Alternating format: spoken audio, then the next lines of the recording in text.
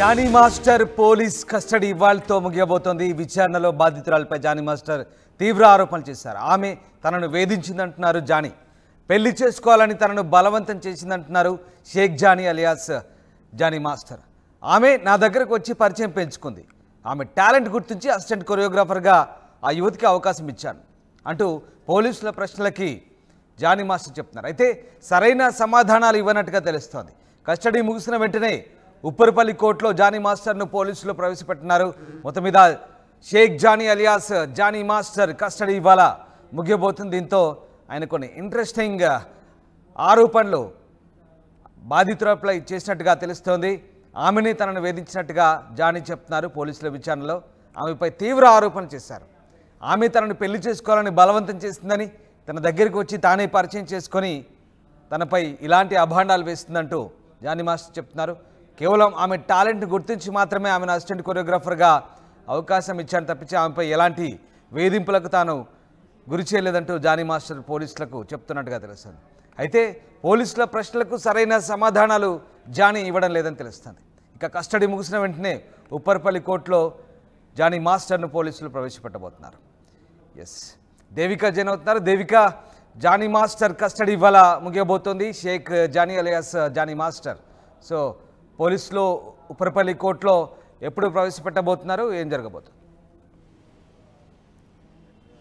Yes Ramdas, ఈ రోజు అయితే జానీ మాస్టర్కి సంబంధించి 4వ రోజు కస్టడీ విచారణ అయితే ముగిసిందని చెప్పాలి. అయితే ఈ రోజు మరి కొద్దిసేపట్లో అయితే ఇక్కడ నుంచి జ్యుడిషియల్ బెయిల్ తరపున, జ్యుడిషియల్ రిమాండ్ తరపున ఇక్కడ నుంచి ఉప్పరపల్లి కోర్టులో అయితే ప్రవేశపెట్టబోతున్నారు. అయితే ప్రస్తుతానికి ఏదైతే ఈ 4 రోజుల పాటు విచారణ జరిగిందో దీనికి సంబంధించి ఆయన సరిగ్గా సహకరించలేదు అంటూ కూడా కొన్ని వార్తలు వస్తూ ఉన్నాయి. అయితే ప్రస్తుతానికి ఏదైతే ప్రశ్నలు అడిగారో, అయితే ఎవరైతే బాధితురాలు కొద్ది రోజుల క్రితం జానీ మాస్టర్ మీద ఏదైతే కంప్లైంట్ ఇచ్చిందో దాని ప్రకారం ఆవిడ ఇచ్చిన ఏవైతే ముఖ్యంగా కొన్ని పాయింట్స్ ఉన్నాయో దానికి సంబంధించి అడిగినప్పటికీ కూడా, అంటే 16 ఏళ్ళ ఆ అమ్మాయికి ఎవరైతే బాధితురాలు ఉందో 16 ఏళ్ల వయసు నుంచి మీరు నిజంగానే ఆ అమ్మాయి మీద అత్యాచారానికి పాల్పడ్డారా, మతం మార్పు చేసుకుని నన్ను పెళ్లి చేసుకోమని అడిగారా, ఇలాంటి కొన్ని ఎవరైతే బాధితురాలు ఉందో తను మెన్షన్ చేసిన ఏవైతే ఇవి ఉన్నాయో ఆ వర్డ్స్ అన్నింటినీ కూడా అడగడం జరిగింది. అంటే జానీ మాస్టర్ ఏ విధంగా విసిగించాడు, తను ఏ విధంగా బాధింప చేశాడు అంటూ కూడా ఇవన్నీ కూడా ఆ అమ్మాయి ఎందులో అయితే ఫిర్యాదులో పేర్కొనిందో వాటికి సంబంధించి అన్ని ప్రశ్నలు అడిగినప్పటికీ కూడా దీనికి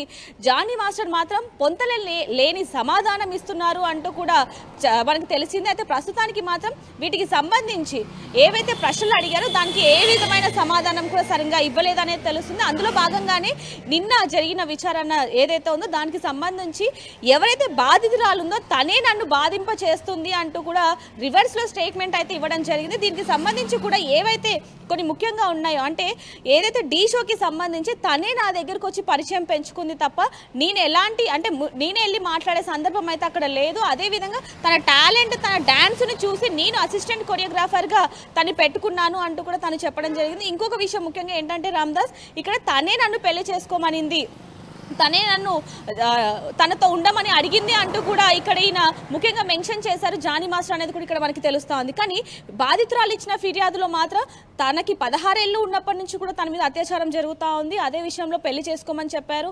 ఇలా ఎన్నో విధాలుగా తనని శారీరకంగా మానసికంగా నన్ను ఎంతగానో ఇబ్బంది కృంగిపోయేటట్టుగా చేశాడు అంటూ కూడా ఆవిడ ఫిర్యాదులో పేర్కొనిందనే చెప్పాలి. దీనికి సంబంధించి కూడా ఈరోజు 4వ రోజు విచారణ అయితే ముగిసింది. దీనికి సంబంధించి కూడా ఇప్పుడు ఏదైతే జ్యుడిషియల్ రిమాండ్ ఉందో అక్కడికి తరలింపు చేస్తున్నారు. దీనికి సంబంధించి కూడా ఉప్పరపల్లి కోర్టులో ప్రవేశపెట్టబోతున్నారు అంటూ కూడా తెలుస్తూ ఉంది. అయితే బాధితురాలు ఎవరైతే ఉందో తనే పెళ్లి చేసుకోమనింది అని చెప్పి కూడా ఆయన వివరంగా చెప్పారనే చెప్పాలి. అయితే ఏదైనప్పటికీ కూడా ఏ పొంతల లేని సమాధానాలు అయితే ఈయన చెప్పారు అంటూ కూడా తెలుస్తుంది Ramdas. Right, yes, thank you Devika.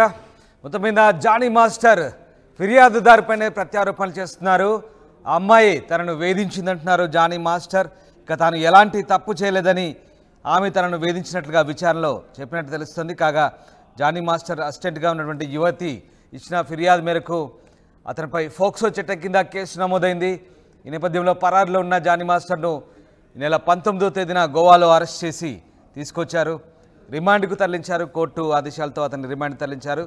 So ఇవాళ ఆయన రిమాండ్ ముగియబోతోంది. ఇన్ని రోజులు కూడా కోర్టు అనుమతితో నార్సింగ్ పోలీస్ స్టేషన్లో న్యాయవాది సమక్షంలో జానీ మాస్టర్ విచారణ సాగింది. ఇక చాలా కీలకమైన అంశాలు జానీ మాస్టర్ వెల్లడించినట్టుగా తెలుస్తుంది. కేవలం తాను అమ్మాయి టాలెంట్ను మాత్రమే గుర్తించి తనను చేరదీశానని, కానీ ఇప్పుడు తనపై లేనిపోని నిందలు వేసి తనను బజారుకు లాగుతున్నట్టు జానీ మాస్టర్ అన్నట్టుగా తెలుస్తుంది. ఇక విచారణలో బాధితురాలపైనే జానీ మాస్టర్ తీవ్ర ఆరోపణ చేసినట్టుగా తెలుస్తుంది. తనను ఆమె వేధించిందంటున్నారు జానీ మాస్టర్. పెళ్లి చేసుకోవాలంటూ బలవంతం చేసిందంటూ కూడా జానీ మాస్టర్ చెప్తున్నారు. ఆమె తన దగ్గరికి వచ్చి పరిచయం పెంచుకుందంటున్నారు.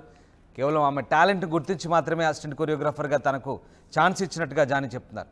అయితే కొన్ని పోలీసులు అడిగే ప్రశ్నలకు సరైన సమాధానాలు ఇవ్వలేదు జానీ. మొత్తం మీద కస్టడీ ముగిసిన వెంటనే ఉప్పరపల్లి కోర్టులో ఇవాళ షేక్ జానీ అలియాస్ జానీ మాస్టర్ను పోలీసులు ప్రవేశపెట్టబోతున్నారు. మరి కోర్టు ఎలాంటి నిర్ణయం తీసుకోబోతుందని మాత్రం ఆసక్తిగా మారింది.